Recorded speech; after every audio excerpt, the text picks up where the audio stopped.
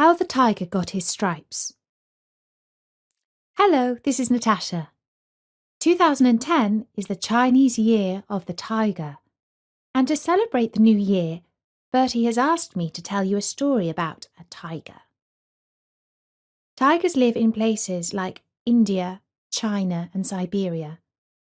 They have always been both feared and revered for their great strength and beauty.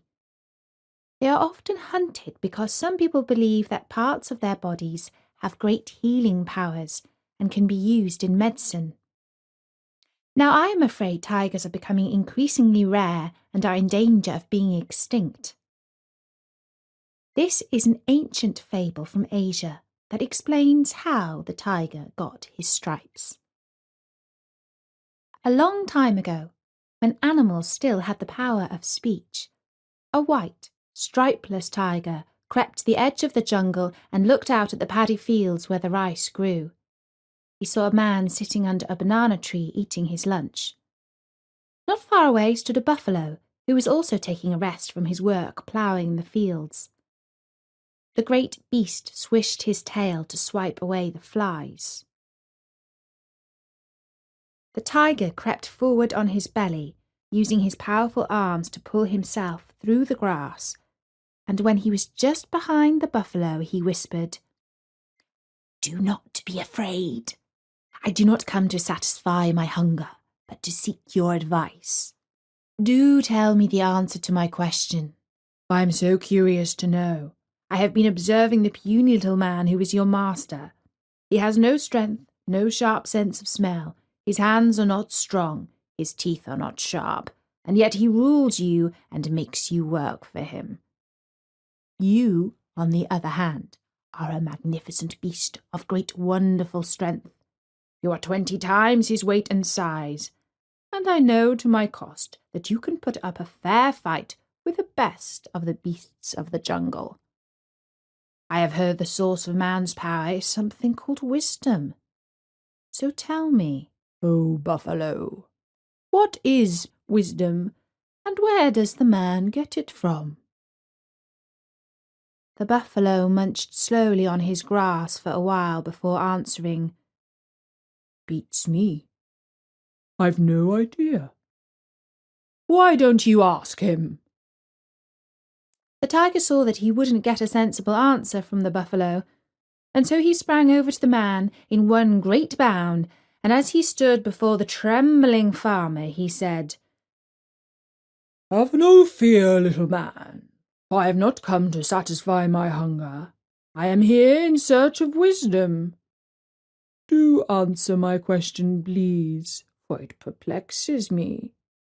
What's this thing that men call wisdom? What does it look like? Where does it come from? Will you not share some of it with me?" The man wiped the sweat of fear from his forehead and said as calmly as he could, "Wisdom is very precious. Must I really give some of it to you?" "The choice is yours," said the tiger. "But do you hear that sound? It is my stomach rumbling. I have not slept or eaten for 3 days. So perplexed have I been by this question that I am now starting to feel like I could do with a bite to eat." And the man could indeed hear a low rumbling sound. He replied to the tiger, "Well, of course, I will gladly share my wisdom with you, but I am afraid I have left it at home today. I must go and fetch it for you. If you come back with me, I am afraid the villagers will take fright. Will you wait here a while?" The tiger walked around the man menacingly before giving his reply. "I will wait.